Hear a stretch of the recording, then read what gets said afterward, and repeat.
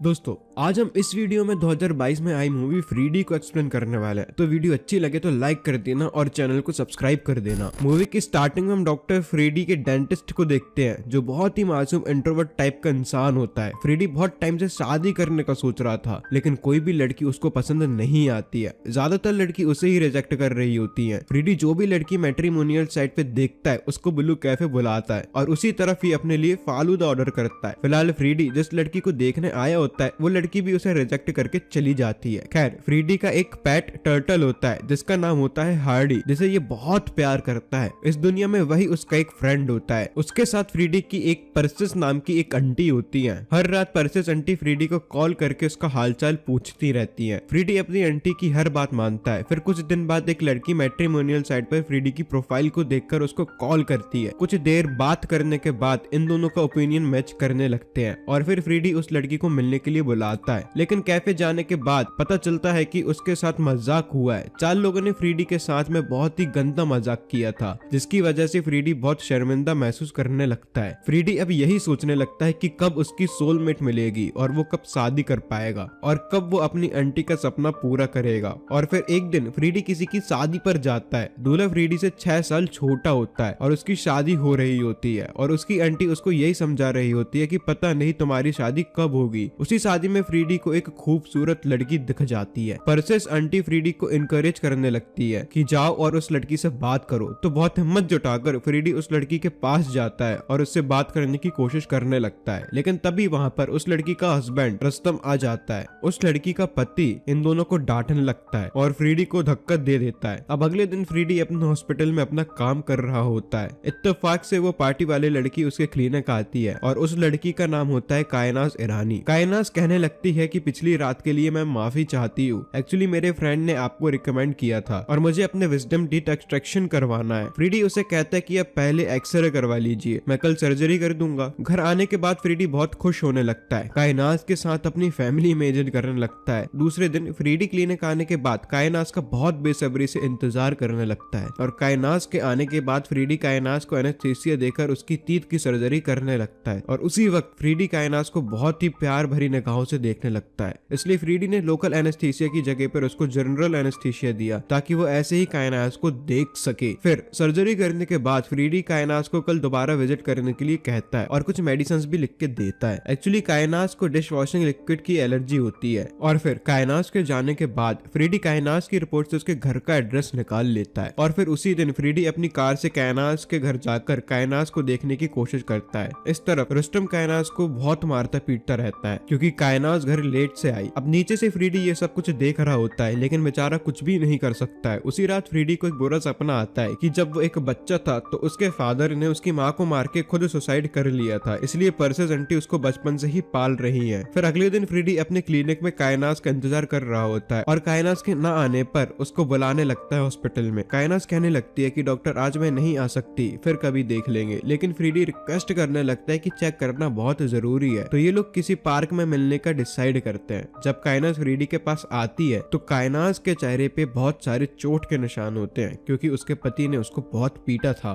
बातों ही बातों में फ्रीडी को ये पता चलता है कि रुस्तम का एक रेस्टोरेंट भी है। फिर उसी रात फ्रीडी कायनाज को कॉल करके उसको मिलने के लिए कहता है। तो इस तरह से इन दोनों की मुलाकातें बढ़ने लगती हैं। कभी फ्रीडी कायनाज के घर जाता है, कभी कायनाज फ्रीडी के घर आती है। फ्रीडी कायनाज की बात अपनी आंटी परसिस को बताता है और ये भी कहने लगता है कि फ्रीडी अब उस लड़की से शादी करना चाहता है, लेकिन ये नहीं बताता कि वो लड़की ऑलरेडी शादीशुदा है। अब कुछ टाइम बाद ये दोनों मूवी देखने के लिए थिएटर में जाते हैं। फ्रीडी रोमांटिक मूड में आकर कायनाज को किस कर देता है और कायनाज भी अपने आप को रोक नहीं पाती है। इस बीच में फ्रीडी कायनाज के घर जाकर उसको कहता है कि रुस्तम को छोड़कर उससे शादी कर लो। कायनाज कहती है कि मैं तुमसे शादी कैसे कर सकती हूँ, मैं ऑलरेडी मैरिड हूँ। अगर मैंने रुस्तम को छोड़ा तो वो मुझे जान से मार देगा। लेकिन फ्रीडी कायनाज को इस दलदल से निकालना चाहता है और कायनाज को एक अच्छी जिंदगी देना चाहता है। तो इसलिए फ्रीडी कायनाज को पार्क में बुलाकर एक आइडिया बताता है कि हम दोनों रुस्तम को मार देंगे और कहता है कायनाज को कि कायनाज तुमको कुछ भी नहीं करना है, जो भी करना होगा मैं करूंगा। अब यही हम दोनों के पास एक लौता रास्ता है। पहले तो कायनाज इस चीज के लिए मना करने लगती है कि किसी का मर्डर करना इतना आसान नहीं है, अगर तुम फंसोगे तो मैं भी फंसूंगी। लेकिन फ्रीडी के पास एक जबरदस्त प्लान होता है। फिर एक रात फ्रीडी अपनी कार में गन लेकर रुस्तम का इंतजार कर रहा होता है। हर रात रुस्तम जॉगिंग करने के लिए जाता है तो फ्रीडी अपनी कार से रुस्तम को फॉलो करता है और सोचता है कि तुरंत गन का ट्रिगर दबाकर फायर ही करना है, लेकिन फ्रीडी बहुत ज्यादा नर्वस हो जाता है तो वो गन की जगह अपने कार का एक्सीलेटर दबाकर रस्तम का एक्सीडेंट करवा देता है, जिसकी वजह से रस्तम की मौत हो जाती है। फिर उसके बाद फ्रीडी 4 दिन के लिए शहर से दूर अपने फार्म हाउस पे चला जाता है। एक्सीडेंट करने की वजह से फ्रीडी की कार थोड़ी सी डैमेज हो चुकी है। अब वो तुरंत ही किसी मैकेनिक को बुलवाकर कार को ठीक करने के लिए कहता है। दूसरी तरफ पुलिस रस्तम के एक्सीडेंट केस की अब इन्वेस्टिगेशन करने लगती है, लेकिन पुलिस के हाथ तो कोई भी क्लू नहीं मिलता है, क्योंकि जिस रोड पर रस्तम का एक्सीडेंट हुआ था उस जगह पे एक भी सीसीटीवी कैमरा नहीं था और आधी रात होने की वजह से कोई इंसान भी वहाँ पे मौजूद नहीं था। 4 दिन के बाद फ्रीडी कायनास के घर पर आता है उसको सरप्राइज देने के लिए, और ये दोनों बहुत खुश होते हैं कि इनके रास्ते से अब रुस्तम हट चुका है। घर में जाकर जब ये लोग मौज करने वाले होते हैं तब फ्रीडी देखता है कि ये सब कुछ वो सोच रहा था और वो ये सब इमेजिन कर रहा था। और जब कायनास के घर का दरवाजा ओपन होता है तो उस घर में कायनास नहीं, रेमंड नाम का आदमी दिखता है। बाद में पता चलता है कायनास और रेमंड BFGF है और इन दोनों का अफेयर चल रहा होता है। कायनास ने फ्रीडी का यूज करके अपने हस्बैंड को मरवाया है और कायनास फ्रीडी को वार्न करने लगती है, अगर तुमने दोबारा मेरे घर की तरफ देखा तो मैं पुलिस को तुम्हारे बारे में बता दूंगी कि हर रोज तुम मेरे घर के बाहर मुझे स्टॉक करते थे, मेरे पति को मारकर मुझे से शादी करना चाहते थे। रेमंड के फोन में फ्रीडी के खिलाफ कुछ सबूत भी होते हैं। जब फ्रीडी कायनास के घर के बाहर उसका वेट किया करता था तो रेमंड उसकी फोटोज खींच लेता था। इस तरफ से ये दोनों फ्रीडी को बहुत ज्यादा जलील करके उसको भगा देते हैं। फिर फ्रीडी घर आने के बाद बहुत रोने लगता है। फ्रीडी कायनास को सच्चे दिल से प्यार करता था, लेकिन कायनास फ्रीडी को ऐसा धोखा देगी ऐसा उसने सोचा भी नहीं था। दूसरी लड़कियों ने उसके मुंह पर ही रिजेक्ट कर दिया था, वो सही था, लेकिन जो कायनास ने किया वो सही नहीं था।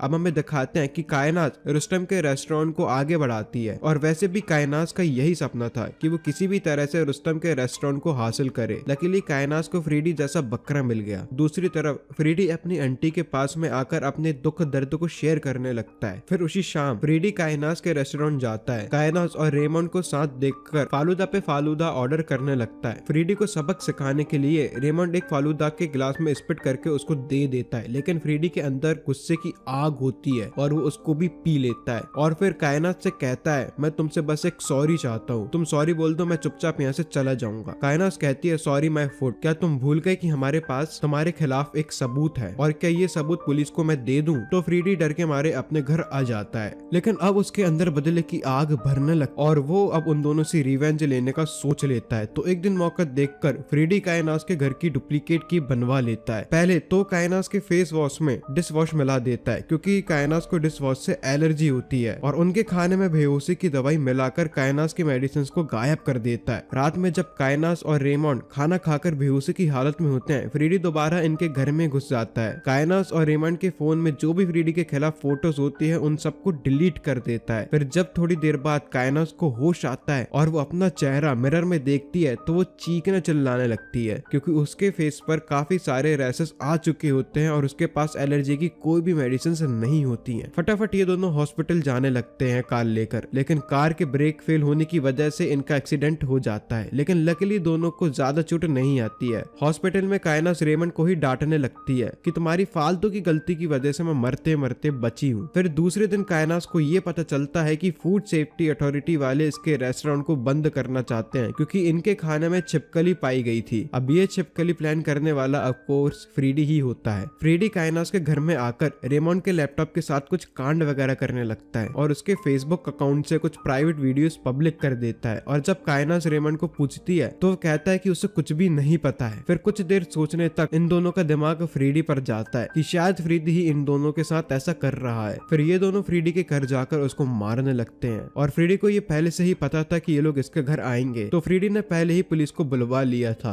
सबूत मांगने पर इनके फोन में एक भी फोटो इनके पास नहीं होती है, उल्टा पुलिस वाले ही इन दोनों को डांट कर वहाँ से भगा देते हैं। खैर एक रात जब फ्रीडी अपने घर आता है तो उसके पूरे घर का सामान बिखरा हुआ रहता है और उसी तरह से उसके घर के पास एक बुलेट होती है। फ्रीडी समझ जाता है कि ये कांड इन दोनों का ही है। तभी वो कॉल करके उन दोनों को ये बताता है उसने भी उनके घर पर एक सांप सांप को छोड़ा हुआ है। डर के मारे उस रात वो अपने घर नहीं गए थे। फिर तभी फ्रीडी को ये पता चलता है कि ये दोनों फ्रीडी के पेट हार्डी को अपने साथ ले गए हैं और टर्टल का सूप बनाकर पी लिया है। फ्रीडी ने ऑलरेडी अपने घर के बाहर सीसीटीवी कैमरा लगाए हुए होते हैं, तो फुटेज से ये बात साफ पता चलता है और फ्रीडी ये देखकर बहुत रोने लगता है और ये सोच लेता है कि इस कहानी को एंड पर लाना ही होगा। सबसे पहले फ्रीडी एक पियक्कड़ भिखारी को कुछ पैसे देकर उससे कुछ बातें करता है और दूसरी तरफ काइनास और रेमंड अपने घर में उस सांप की तलाश करने लगते हैं और वो लोग पूरे घर में सीसीटीवी कैमरा फिट कर देते हैं। दूसरी तरफ वो भिखारी पुलिस स्टेशन में आकर अपना बयान देने लगा कि साहब, उस रात में रोड के किनारे में सो रहा था, मैंने एक कार को देखा, उस कार ने एक आदमी को कुचलकर मार दिया। उस कार का नंबर तो याद नहीं, लेकिन लास्ट के 4 डिजिट याद है। कार के बारे में पता करने पर पता चला कि वो कार फ्रीडी की है। पुलिस फौरन जाकर उससे उस एक्सीडेंट के बारे में पूछने लगती है। फ्रीडी बोलता है कि वो कार मेरी ही थी, लेकिन उसको चलाने वाला मैं नहीं बल्कि कायनास का बीएफ रेमंड था। 1 घंटे बाद जब रेमंड मुझे मेरी कार लौटाने आया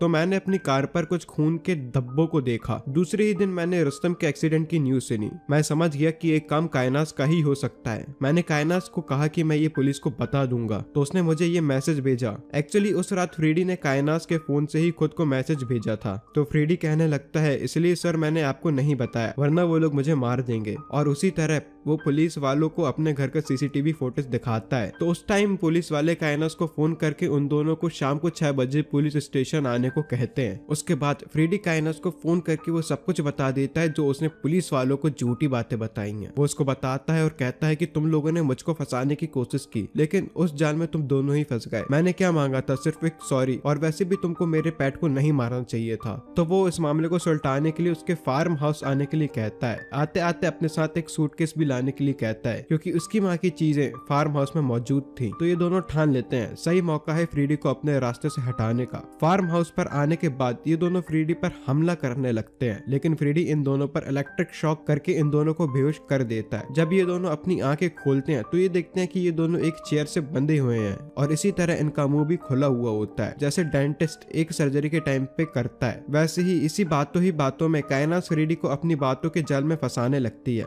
कि हम दोनों दोबारा एक नई शुरुआत करेंगे, तुम अभी भी मुझसे प्यार करते हो ना। लेकिन फ्रीडी उनकी बातों के जाल में नहीं फंसता है। दूसरी तरफ पुलिस काइनास के घर आ जाती है, लेकिन उस घर में वो दोनों नहीं होते हैं। सीसीटीवी कैमरा चेक करने पर यह पता चलता है कि ये दोनों एक सूटकेस लेकर अपने घर से बाहर गए। तो पुलिस वाले यही सोचने लगते हैं कि ये दोनों शहर छोड़ के भाग गए हैं। दूसरी तरफ फ्रीडी बिना एनेस्थीसिया दिए दोनों के सारे दांत उखाड़ लेता है और फिर अपने फार्म हाउस में उन दोनों को जिंदा गाड़ देता है और लास्ट में यही कहता है कि काइनास मैं अभी भी तुमसे बहुत प्यार करता हूँ। और तभी इस मूवी का एंड हो जाता है। तो दोस्तों ये मूवी कैसी लगी आपको कमेंट में जरूर बताना, साथ ही चैनल को सब्सक्राइब भी करके जाना। तो इसी के साथ मिलते हैं नेक्स्ट वीडियो में और एक और मजेदार मूवी के साथ। तब तक के लिए गुड बाय, जय हिंद, वंदे मातरम।